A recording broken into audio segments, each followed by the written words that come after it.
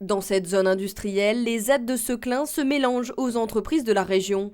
Cet établissement médico-social à but non lucratif s'appuie sur le travail pour accompagner les personnes en situation de handicap. On est avec des personnes en situation de handicap qui ont toujours quelque chose à prouver.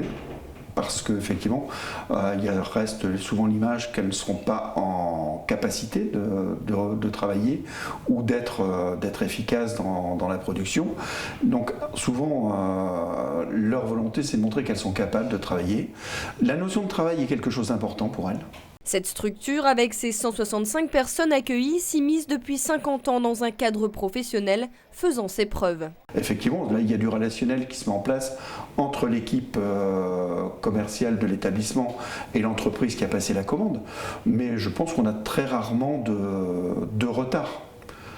Ce qui nous a été renvoyé par les entreprises avec lesquelles on travaille et qui nous connaissent, c'est qu'il y a de la réactivité, c'est qu'il y a du respect des délais et il y a de la qualité de travail.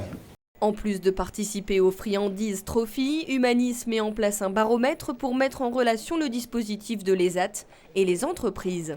Pour le rapprochement avec les entreprises qui ne nous connaissent pas forcément, Humanis a tout un réseau d'entreprises qui peut mettre à notre disposition ou avec lesquelles il peut nous mettre en relation. Et je pense que un des points du baromètre aussi, c'est justement d'apprendre à mieux se connaître et de savoir ce que les uns et les autres attendent de l'autre. Avec plus de 1350 ESAT en France, le dispositif montre qu'ils ont toute leur place dans le paysage professionnel français.